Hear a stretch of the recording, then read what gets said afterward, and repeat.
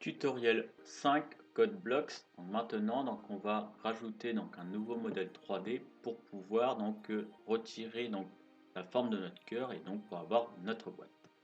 Donc pour ça je vais aller dans modifier, je vais faire créer un objet. Donc ça va nous faire notre deuxième objet qui va se faire après le premier. Donc bien sûr la forme, je vais choisir de prendre un cœur pour avoir exactement la même forme. Et bien sûr, il va falloir modifier certaines valeurs pour avoir un contour et avoir les mêmes dimensions. Donc déjà dans un premier temps, on va dire que l'on va pas faire de la matière, mais on va enlever de la matière. Donc il faut que ça soit hachuré.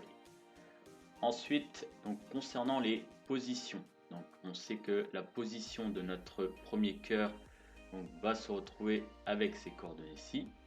Mais les coordonnées, bien sûr, comme on a changé les coordonnées au fur et à mesure, vont être un peu différentes sur la fin. Donc si on compare ici en Z, on n'a pas changé nos coordonnées en Z, c'est-à-dire en hauteur, on est resté toujours sur le même niveau. En Y, on a juste fait un décalage vers le bas, mais il n'y avait pas d'autre valeur qui changeait. Et la seule chose qui va changer, c'est pour X, puisque au départ, on avait fait un décalage de plus 10, mais ensuite on est revenu à moins 10. Donc ça veut dire que là il va falloir qu'on se déplace de moins 10. Donc on va avoir comme coordonnées pour notre nouveau cœur, celui qui va faire office de partie qui va être enlevée, donc ça va être moins 10, moins 20 et 0 pour le moment. Après on va voir qu'il va falloir modifier cette valeur. Donc je vais dans modifier, on va faire un déplacement, déplacer. Je vais mettre, comme j'expliquais, moins 10, moins 20.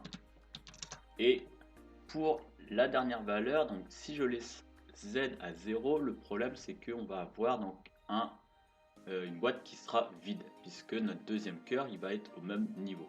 Donc il va falloir que je laisse un petit peu d'épaisseur.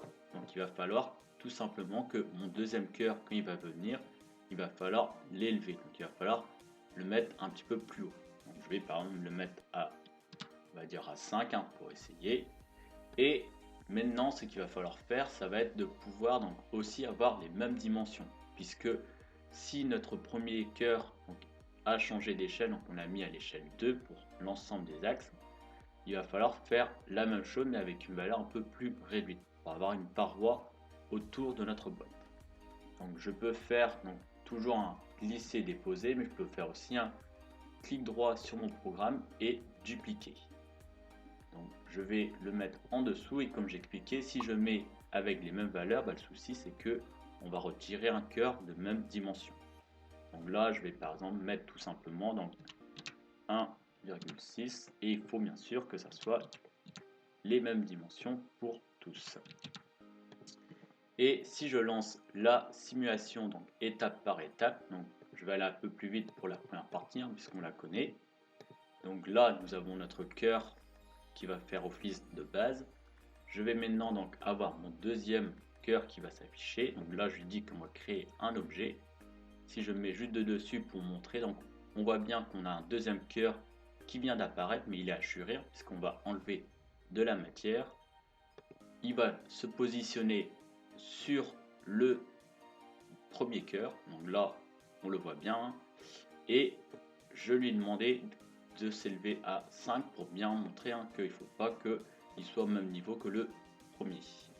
Et maintenant la seule chose ça va être de mettre à l'échelle, donc on va pouvoir avoir notre cœur qui va s'afficher de cette manière. Et donc nous avons bien sûr notre dessin de cœur qui vient de se faire pour notre premier exemple.